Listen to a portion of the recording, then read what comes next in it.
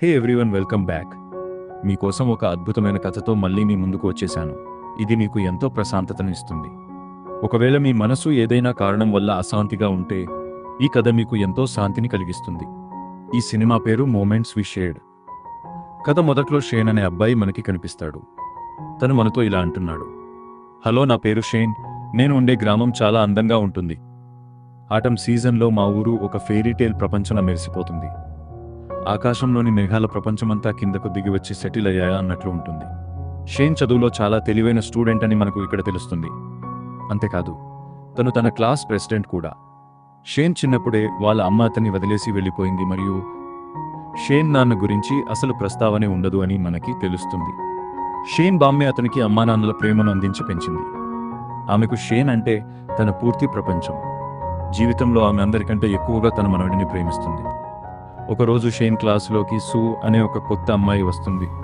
సూ అసలు సిటీ నుండి ఇక్కడికి వస్తుంది. ఈరోజు స్కూల్లో ఆమెకు మొదటి రోజు. క్లాసులో తనని తాను ఇంట్రడ్యూస్ చేసుకుని తన సీట్లో కూర్చుంటుంది. అది షేన్ పక్కనే ఉంది. సూ చాలా ఫాస్ట్.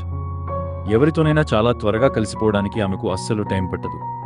ఒకరోజు నియో అనే అబ్బాయి తన క్లాస్ పిల్లలతో కలిసి జూదం ఆడుతుంటాడు. అప్పుడే అక్కడికి వచ్చిన సూ వాళ్ళ మీద కోప్పడి డబ్బులు అడుగుతుంది. ఇంతలో షేన్ అక్కడికి వస్తాడు. ఎందుకంటే నియో దగ్గర డబ్బులు ఉండవు. అందుకే సూ షేన్ని డబ్బులు అడగడం మొదలు పెడుతుంది. మా పిన్ని నా పాకెట్ మనీ అంతా లాగేసుకుంది, అందుకే నాకు వేరే ఆప్షన్ లేదు. ఇప్పుడు నువ్వే నాకు నీ డబ్బులు ఇవ్వాలి అని అంటుంది. షేన్ తన దగ్గర డబ్బులు లేవని, తను బామ్మ చేసిన డ్రైడ్ పొటాటో ఉన్నాయని చెబుతాడు. ఇలా చెప్పి తన బ్యాగ్ నుండి కొన్ని పొటాటోస్ తీసిస్తాడు. అది చూసి సూ కోప్పడుతుంది. కాసేపు ఆలోచించి సూ షేన్ నుండి ఒక ప్రామిస్ తీసుకుంటుంది. ఒకవేళ నువ్వు నాకు డబ్బులు ఇవ్వలేకపోతే పనిష్మెంట్ కింద ప్రతిరోజు స్కూల్ అయిపోయాక నన్ను నీ సైకిల్ మీద రైడ్ ఇచ్చి ఇంటి దగ్గర డ్రాప్ చేయాలి అని అంటుంది. షేన్ కూడా ఆ మాటకు ఒప్పుకుంటాడు. అప్పటి నుండి షేన్ ప్రతిరోజు స్కూల్ బయట సూని తన ఇంటి దగ్గర డ్రాప్ చేయడం మొదలు పెడతాడు. మెల్లగా వాళ్ల మధ్య దూరాలు తగ్గడం మొదలవుతాయి. కాలంతో పాటు వాళ్ళిద్దరూ ఒకరికొకరు మంచి స్నేహితులు అవుతారు. ఒకరోజు సూ అడుగుతుంది, నువ్వు చదువులో ఇంతగా ఎందుకు కష్టపడుతున్నావు అని.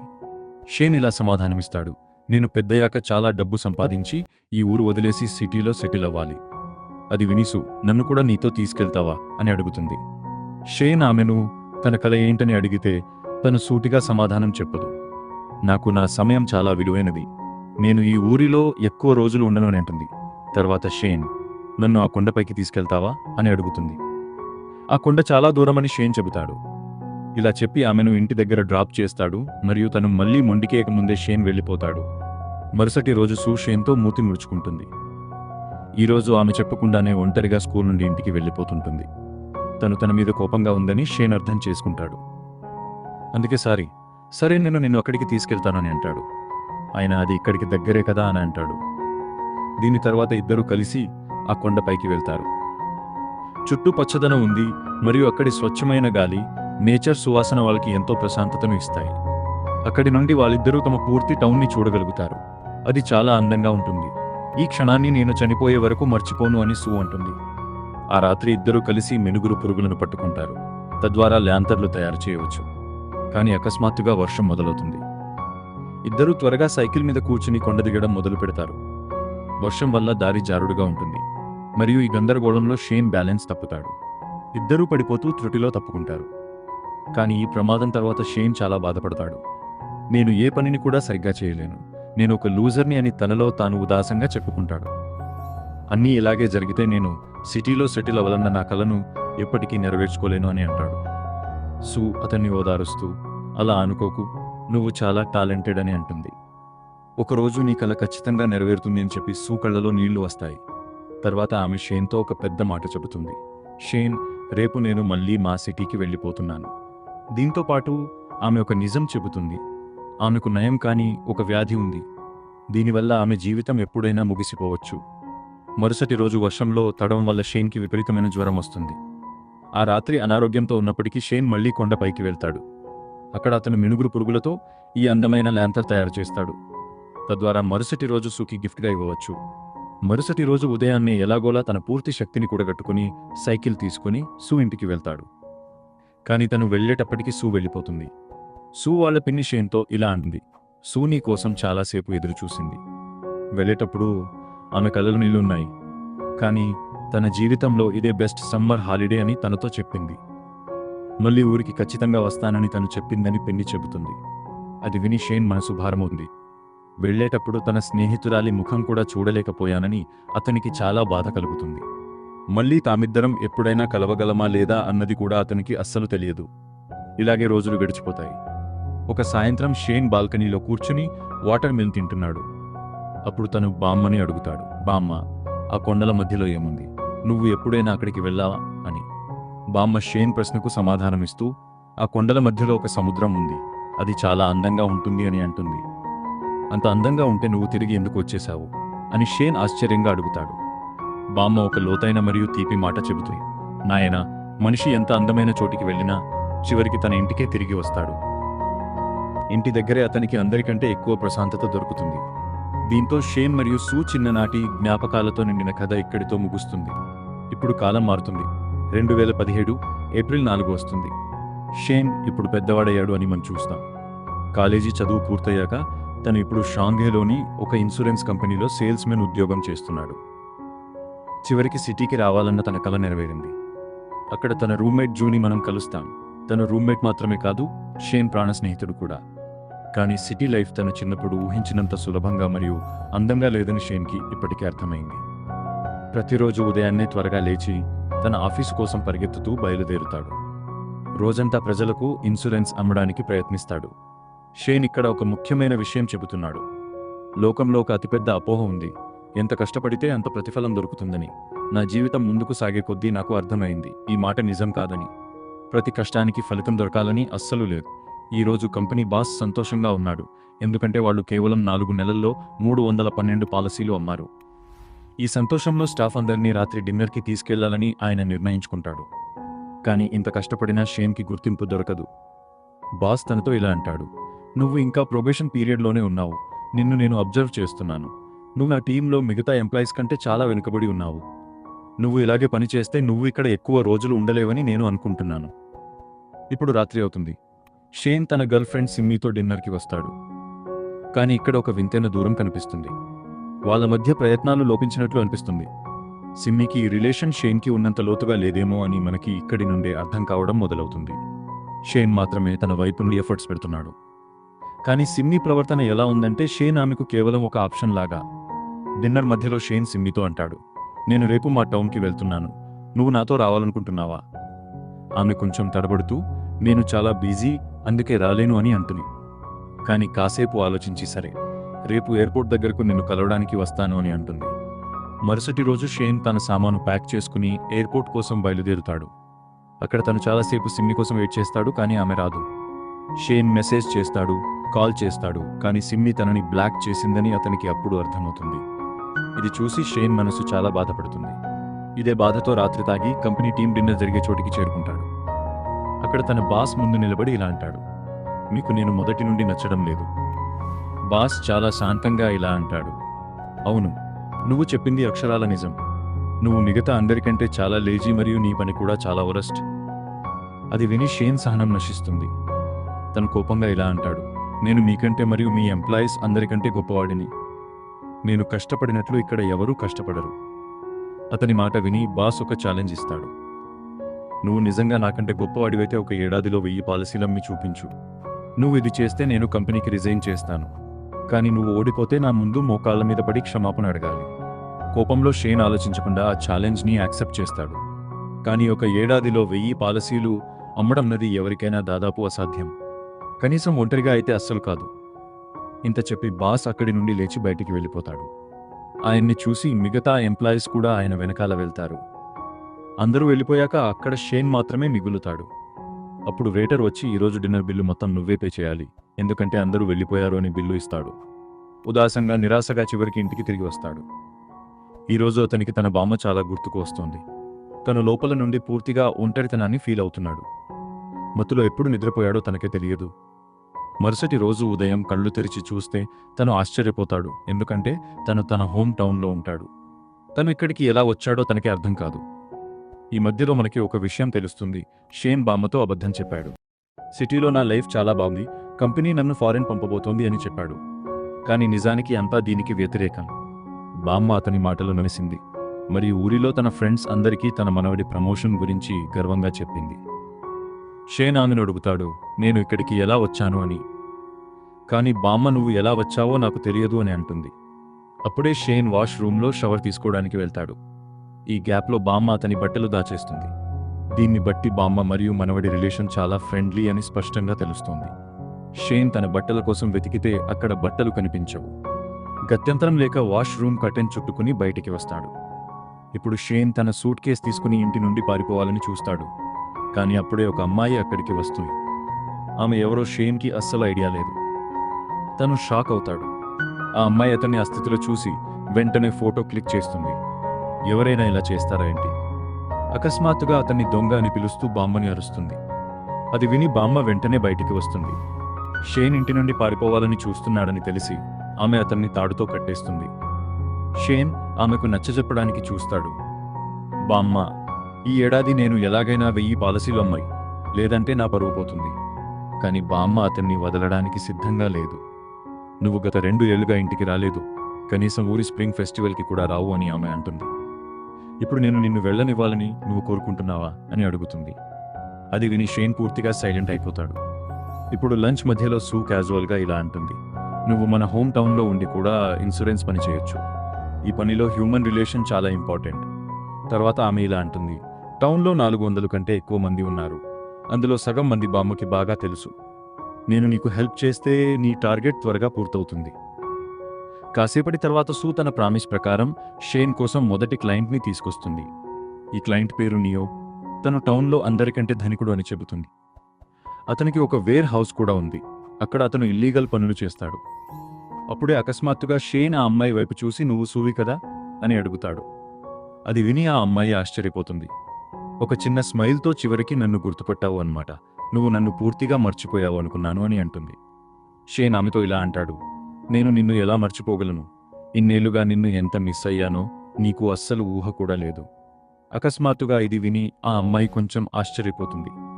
అతని మాట విని సూ కూడా చాలా రొమాంటిక్గా ఇలా అంటుంది, నేను కూడా నిన్ను చాలా మిస్ అయ్యాను షేన్. అప్పుడు షేన్ అంటాడు, నువ్వు అలా ఎందుకు అంటున్నావు? నేను నిన్ను నా చెల్లిలాగా మిస్ అయ్యాను. మరియు నిన్ను మిస్ అయింది ఎందుకంటే నువ్వు నాకు చెప్పకుండానే వెంటనే ఇంటికి వెళ్ళిపోయావు. నాకు కొంచెం లేట్ అయింది అంతే. అప్పుడే నువ్వు నీకు ఏదో ఇల్నెస్ ఉంది చెప్పావు. కానీ చూడు, నువ్విప్పుడు చాలా మస్తుగా ఉన్నావు. అతని మాటలు విని సూకి మైండ్ పాడైపోతుంది. ఆమెకు చాలా బాధ కలుగుతుంది. అక్కడి నుండి లేచి వెళ్ళిపోతుంటుంది. కానీ అకస్మాత్తుగా మళ్ళీ తిరిగి వచ్చి దాడి చేస్తుంది. ఈ రాత్రి చాలా కాలం తర్వాత షేన్ తన బామ్మతో కూర్చుంటాడు. వాళ్ళిద్దరూ ఒకరితో ఒకరు లేట్ నైట్ ముచ్చట్లు చెప్పుకుంటారు.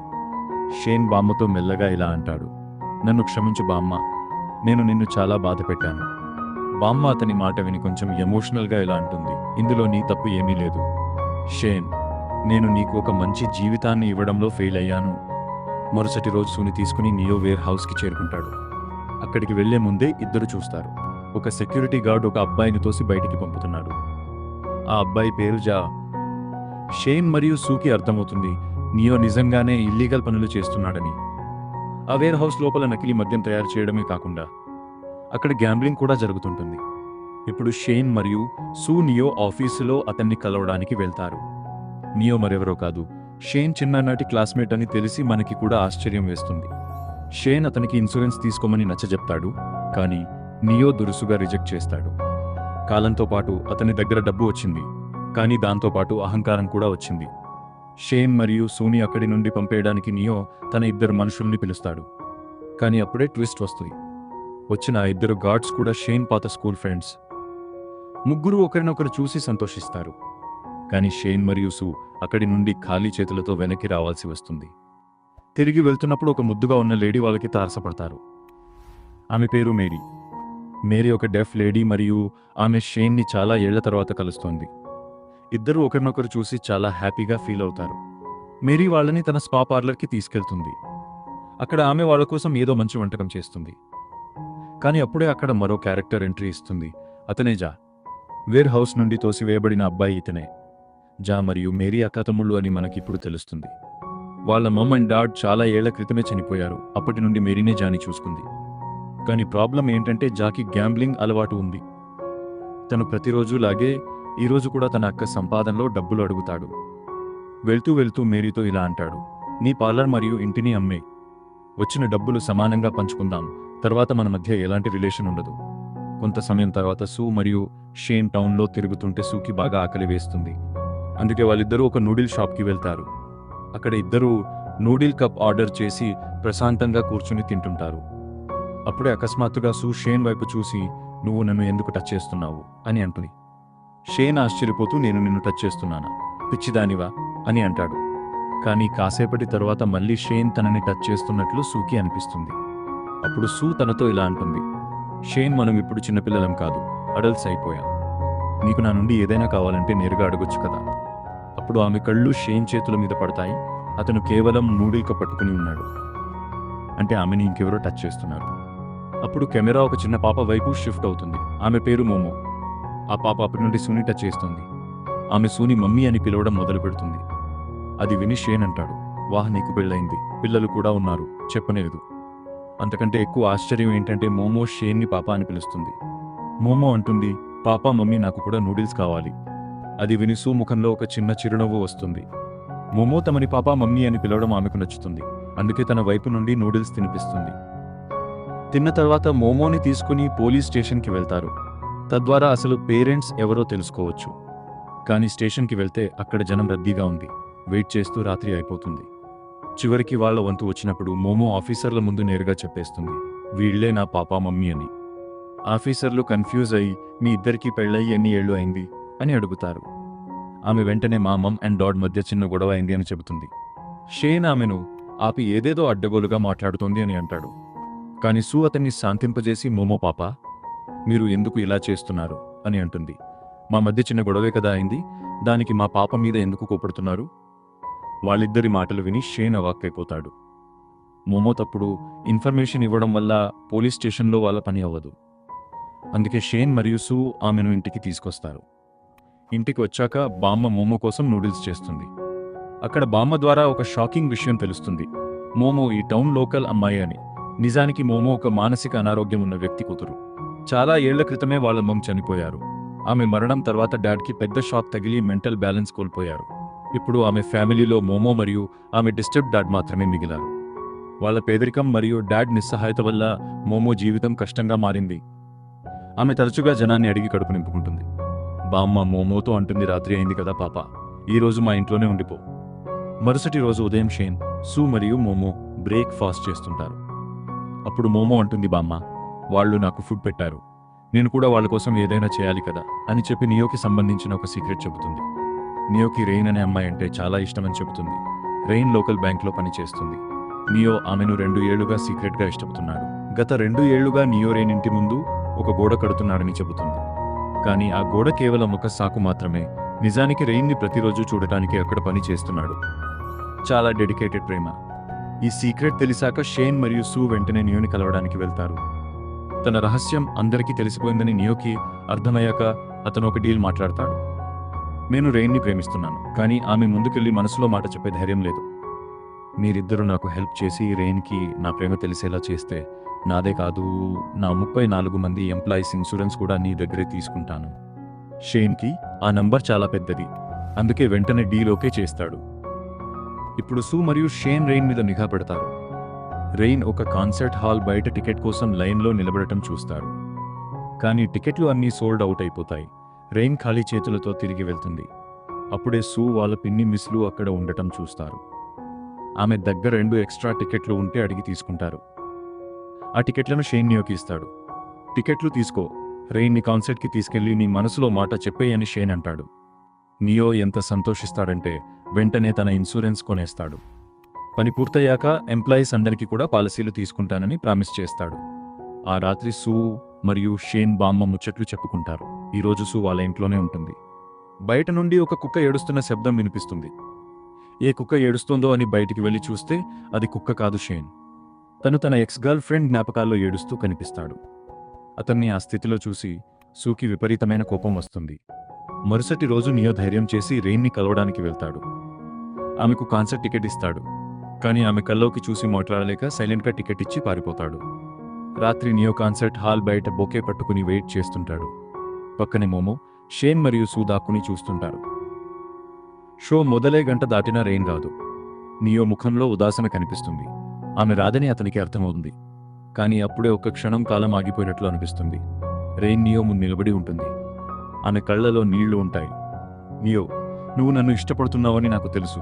కానీ ఊరి జనం నువ్వు మంచివాడివి కాదని అంటున్నారు. కానీ నువ్వు మనసున్న మంచివాడివని నాకు తెలుసు. వాతావరణం ఎలా ఉన్నా నువ్వు ప్రతిరోజు నన్ను చూడటానికి మా ఇంటి ముందు నిలబడతావు. నువ్వు నా కోసం వెయిట్ చేయడం చూసి నాకు చాలా హ్యాపీగా అనిపించేది. నువ్వు లేని రోజు నా రోజు కూడా అసంతృప్తిగా అనిపించేది. నేను కూడా నిన్ను ప్రేమిస్తున్నాను నియో. రెయిన్ అంటుంది, మా పేరెంట్స్ నీ పని వల్ల మన రిలేషన్కి అగైనెస్ట్గా ఉన్నారు. నేను నిన్ను ఇంకా వెయిట్ చేయించదలుచుకోలేదు. అందుకే ఇది మన ఫస్ట్ డేట్ మరియు లాస్ట్ కూడా. రెయిన్ కూడా తనని ప్రేమిస్తోందని తెలిసి నియోకి ప్రపంచంలోని సంతోషమంతా దొరికినట్లు అనిపిస్తుంది. కానీ తన ఇల్లీగల్ పనుల వల్ల వాళ్ళ రిలేషన్కి అడ్డంకులు వస్తున్నాయని బాధపడతాడు. అకస్మాత్తుగా రెయిన్ పేరెంట్స్తో నాకు 10 నిమిషాలు టైం ఇవ్వండి అని అంటాడు. వేగంగా తన వేర్ హౌస్కి వెళ్లి ఏమాత్రం ఆలోచించకుండా దాన్ని తగలబెట్టేస్తాడు. తిరిగి రెయిన్ మరియు పేరెంట్స్ దగ్గరకు వస్తాడు. అందరూ ఆ వేర్ హౌస్ కాలిపోవడం చూస్తుంటారు. నియో ఆమె పేరెంట్స్ కళ్ళలోకి చూసి అంటాడు, నా ఇల్లీగల్ పనుల వల్ల ఊరంతా నన్ను చెడ్డవాడిని అనుకుంటున్నారు.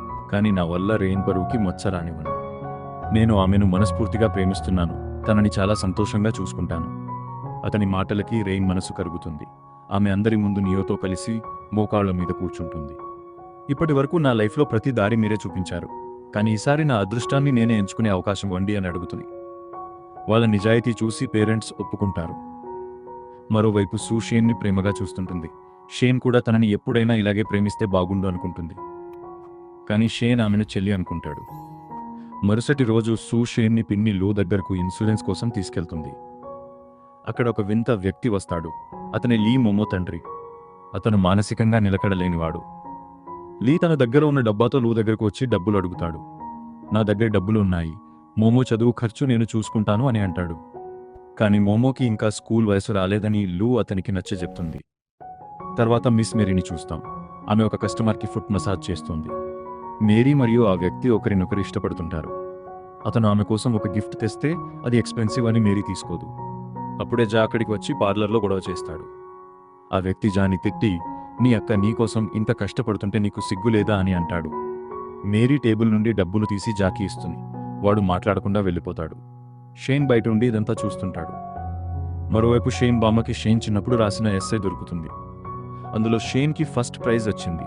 బామ్మకి చదవడం రాదు కాబట్టి సూని చదవమంటుంది. సూ చదవడం మొదలు పెడుతుంది. అందులో షేన్ ఇలా రాశాడు, నేను చిన్నప్పుడు మా మమ్ నన్ను వదిలేసి వెళ్ళిపోయింది. ఎందుకో తెలియదు. నా ఫ్రెండ్స్ మమ్స్ వాళ్ళని ప్రేమగా చూసుకోవడం, మంచి ఫుడ్ పెట్టడం చూసినప్పుడు నా మమ్ ఎందుకు లేదని బాధగా అనిపిస్తుంది. సూ కళ్ళలో నీళ్లు తిరుగుతాయి. బామ్మ వచ్చి మళ్ళీ చదవమంటే సూ అబద్ధం చెబుతుంది. షేన్ తన బామ్మని చాలా ప్రేమిస్తాడు. ఆమె వంట అంటే ఇష్టం. బామ్మ కొన్నిసార్లు తిట్టినా చాలా ప్రేమ చూపిస్తుంది అని సూ కొత్త కథ చెబుతుంది. బామ్మ పెంచడంలో లోటు ఉందని, ఆమె బాధపడకూడదని సూ అలా చేస్తుంది. రాత్రి షేన్ రెయిన్ దగ్గరకు వెళ్తాడు. ఆమె పాలసీ తీసుకోవాలని అంటుంది. కానీ షేన్ ఆమెను మళ్ళీ ఆలోచించుకోమంటాడు. ఎందుకంటే ఆమె తమ్ముడి ఖర్చులు చూడాలి. షేన్ జా దగ్గరకు సంతకం కోసం వెళ్తే వాడు రిజెక్ట్ చేస్తాడు. నాకు ఇవేవీ వద్దు. మా అక్క ఆ పార్లర్ ఇల్లు అమ్మేసి నాకు 50% క్యాష్ ఇవ్వాలి అని అంటాడు. జా ఫ్రెండ్స్ మేరీ గురించి తప్పుగా మాట్లాడితే జా వాళ్ళని కొడతాడు. మరుసటి రోజు షేన్ మరియు సూ కొండ మీద మినుగురు దీపాలు కడుతున్న ఊరి జనాన్ని చూస్తారు. చనిపోయిన వాళ్ళ ఆత్మలు దారి వెతుక్కుంటూ ఇంటికి రావడానికి ప్రతి ఏడూ ఇలా చేస్తారని షేన్ చెబుతాడు. ఒక పోలీస్ ఆఫీసర్ వచ్చి అడవిలో మంటలు అంటుకుంటాయని దీపాలు కట్టొద్దని చెబుతుంది. ఊరి జనం గొడవ పడితే షేన్ ఒక ఐడియా ఇస్తాడు. అతను బ్యాటరీతో నడిచే ల్యాంతర్ చూపిస్తాడు. దీనివల్ల మంటలు వచ్చే ప్రమాదం ఉండదు. అందరికీ ఆ ఐడియా నచ్చుతుంది. తిరిగి వచ్చేటప్పుడు అకస్మాత్తుగా సిమ్మి కనిపిస్తుంది. ఆమె షేన్ని కలవడానికి ఊరికి వచ్చింది. సూ మరియు మోమోకి ఆమె రావడం అస్సలు నచ్చదు. మోమో వాళ్ళని షేన్ ఇంటికి తీసుకెళ్లకుండా తన ఇంటికి తీసుకెళ్తుంది. మోమో ఇల్లు ఒక పాత వంతెన కింద ఉంది. సూ షేన్ పక్కనే కూర్చుని సిమ్మితో ఒంటరిగా మాట్లాడనీయదు. సిమ్మి షేన్ని సిటీకి వచ్చేయమంటే సూ మధ్యలో దూరి తను రాడు, ఇక్కడ తను హ్యాపీ అని అంటుంది. సిమ్మి కోపంగా నువ్వు కేవలం ఫ్రెండ్ అయితే తన డెసిషన్స్లో ఇన్వాల్వ్ అవ్వకు అని అంటుంది. సూ షేన్ని అడుగుతుంది, మన రిలేషన్ కేవలం ఫ్రెండ్షిప్ మాత్రమేనా అని. షేన్ ఇద్దరు భామల మధ్య నలిగిపోయి మోమో దగ్గరకు పారిపోతాడు. సిమ్మి అంటుంది, నువ్వు తనని ఇష్టపడకపోతే ఎందుకు టైంపాస్ చేస్తున్నావు అని. అకస్మాత్తుగా వర్షం మొదలవుతుంది. సూ మరియు సిమ్మి వర్షంలో తడుస్తూనే నూడిల్స్ తింటుంటారు. షేన్ గొడుగు తీసుకుని సిమ్మి దగ్గరకు కాకుండా సూ దగ్గరకు వెళ్తాడు. సూకి ఆ క్షణం చాలా స్పెషల్. మరుసటి రోజు సిమ్మి వెళ్ళిపోతుంది. సూ షేన్కి క్లయింట్స్ని వెతకడంలో హెల్ప్ చేస్తూ ఇద్దరూ ఎక్కువ టైం గడుపుతారు. డిన్నర్ టైం అయినా షేన్ రాకపోతే సూ టెన్షన్ పడుతుంది. డైనింగ్ టేబుల్ దగ్గర బామ్మ సూని చూసి నవ్వుతూ, "నువ్వు నా మనవరాలివి" అని అంటుంది. సూ అంటుంది, "నాకు మనవరాలిని అవ్వాలని లేదు." బామ్మ అంతా అర్థం చేసుకుని, "సరే, నన్ను గ్రాండ్ మా అని పిలువు" అని నవ్వుతుంది. ఒక నిర్మానుష్య ప్రదేశంలో లీ డబ్బాల్లో మిగిలిన ఫుడ్ తింటుంటే జా అక్కడికి వస్తాడు. లీ అంటాడు, "నేను సిటీలో ఉన్నప్పుడు అందరికీ మంచివాడిని, ఇప్పుడు అందరికీ భారం అయ్యాను." కొన్ని రోజుల తర్వాత మేరీకి పెళ్లి జరుగుతుంది. ఆమె తన తమ్ముడి కోసం వెయిట్ చేస్తుంది. జా బయట నిలబడి ఉంటాడు, కానీ లోపలికి రాడు. షేన్ బామ్మ కోసం ఫోన్ చేస్తాడు.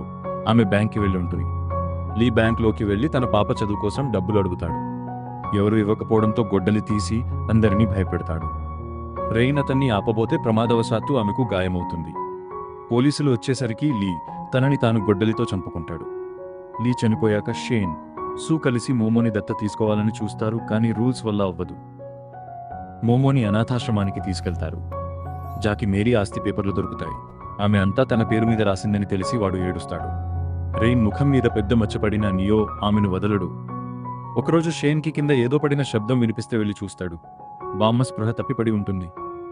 హాస్పిటల్లో బామ్మకి లాస్ట్ స్టేజ్ క్యాన్సర్ అని తెలుస్తుంది. షేన్ ప్రపంచమే కూలిపోతుంది. బామ్మకి ముందే ఈ విషయం తెలుసు. అందుకే ఆమె షేన్ని తీసుకురావడానికి సిటీకి వెళ్లి తనని భుజాన మోసుకుని తీసుకొచ్చింది. బామ్మ చనిపోతుంది. షేన్ ఒంటరివాడిపోతాడు. కొండ మీదకు వెళ్లి బామ్మని తిడుతూనే ఏడుస్తాడు, "నన్ను వదిలేసి వెళ్ళిపోయారు, మీరు చాలా బ్యాడ్" అని. సూ అతనికి తోడుగా ఉంటుంది, కానీ షేన్ గదిలో నుండి బయటికి రాడు. చాలా రోజుల తర్వాత సూ షేన్ దగ్గరకు వచ్చి చెబుతుంది, "నాకు లాస్ట్ సర్జరీ ఉంది, నేను బతికే ఛాన్స్ తక్కువ." చిన్నప్పుడు షేన్ సూ కోసం మినుగురు పురుగులు పట్టుకుంటే జబ్బు చేసిందని ఆమెకు అప్పుడే తెలుస్తుంది. సూ వెళ్ళిపోతుంది. షేన్ సిటీకి వచ్చి తన టార్గెట్ పూర్తి చేసి ప్రమోషన్ పొందుతాడు. కానీ బామ్మ రికార్డర్లో మాటలు విన్నాక అతనికి రియలైజేషన్ వస్తుంది. షేన్ మోమోని కలుస్తాడు. ఆమె తన దగ్గరకు వచ్చేయాలని ఏడుస్తుంది. షేన్ సూకి ఇచ్చిన ప్రామిస్ బ్రేక్ చేసి ఆమె ఇంటికి వెళ్తాడు. సూ సర్జరీ సక్సెస్ అయ్యిందని, ఆమె వేసిన పెయింటింగ్లో వాళ్ళిద్దరూ సైకిల్ మీద ఉండటం చూస్తాడు. షేన్, సూ మళ్ళీ కలుస్తారు. చివర్లో షేన్, సూ పెళ్లి చేసుకుని మోమోని దత్తత తీసుకుంటారు. ప్రతి ఏడు వాళ్ళు ఊరికి వెళ్లి సంతోషంగా గడుపుతారు. ఒక అందమైన ఎండింగ్తో కథ ముగుస్తుంది. ఈ కథ చాలా స్పెషల్, అందరూ తప్పకుండా చూడండి. వీడియో నచ్చితే లైక్ చేయండి, సబ్స్క్రైబ్ చేయండి.